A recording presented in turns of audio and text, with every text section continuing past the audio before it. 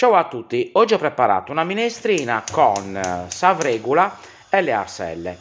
Innanzitutto apro le arselle, in una padella capiente faccio un fondo d'olio extravergine d'oliva e uno spicchio d'aglio in camicia.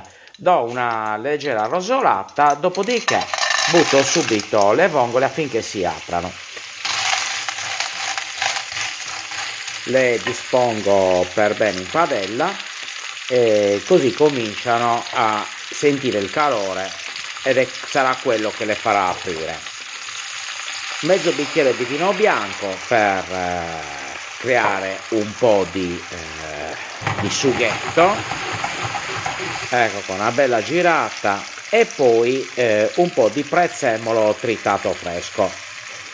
Faccio evaporare un po' l'alcol, dopodiché copro per qualche minuto. Per aprire le arselle ci vogliono 3-4 minuti, non di più, controllandole sempre, girando, vedendo un attimo che si aprano per bene. Ricordo sempre di eliminare quelle che eventualmente rimangono chiuse, perché probabilmente all'interno la vongola non c'è più, ma c'è esclusivamente la sabbia. Ecco qua, più o meno si sono aperte. Adesso copro di nuovo in modo così che qualcuna che è rimasta ancora chiusa si apra. Ecco qua.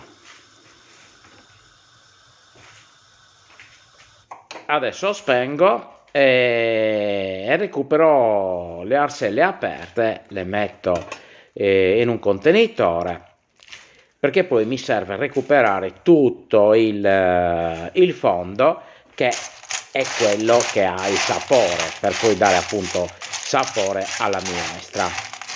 Ecco qua, si sono aperte tutte, perfetto, non ce n'è neanche una chiusa. Incomincio a raccoglierle. Volevo precisare che a Cagliari tutti i tipi di vongole li chiamiamo arselle, volgarmente. Non è un termine scientifico, ma commerciale. Una volta recuperate tutte, filtro il fondo, nel caso in cui ci possa essere qualche pezzetto di guscio da evitare, qualche sabbiolina eventualmente, ma con un filtrino molto stretto recuperiamo tutto. Adesso le sguscio tutte, questa è la parte più noiosa, però per fare appunto la minestrina ci occorre solamente il frutto, e quindi pian piano le sguscio tutte, ne lascio qualcuna così per decorazione, ma la maggior parte sono solo sgusciate. Ecco qua il fondino, le arselle sgusciate, butto un po' di pomodoro tagliato fresco e comincio la rosolatura, quindi devo far appassire il pomodoro, e poi per dare un po' di colore metto anche una puntina di concentrato di pomodoro, ecco qua, che dà sempre un po' di colore e anche un po' di sprint alla minestra. Io il concentrato lo uso spesso. Una volta che il pomodoro è appassito, quindi il sughetto si è formato, aggiungo un po' di prezzemolino, eventualmente lo aggiusto di sale e di pepe, questo è a piacere personale, si può mettere anche un peperoncino volendo. Arrivato alla base, quindi quando si è creata un po' di densità, allora schiacciando ben bene il pomodorino in modo così che tutto il suo sughetto si distribuisca uniformemente, ottenuto il fondo con la densità desiderata, posso versare l'acqua che poi mi servirà per cuocere la fregula. Per 150 grammi di fregula più o meno uso 1,5 litri d'acqua, ma anche questo è soggettivo. Se volete più brodino si può aggiungere più acqua, insomma farla più liquida. A me piace proprio brodo, minestra, e quindi ne aggiungo. La cottura della fregola è relativa alla granulometria e quindi è sempre meglio seguire le indicazioni di quella che acquistate.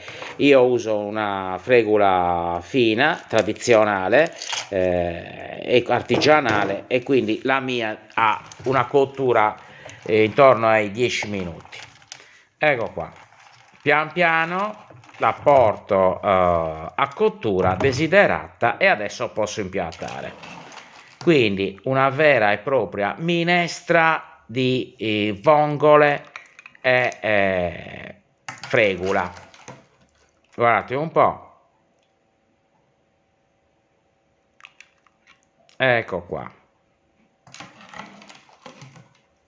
È uno spettacolo.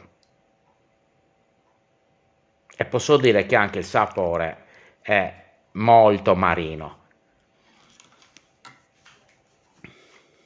Un filo d'olio extravergine d'oliva, un po' di prezzemolo fresco tritato e si parte all'assaggio, o meglio, adesso me la mangio. Questa fregola è stravanata proprio.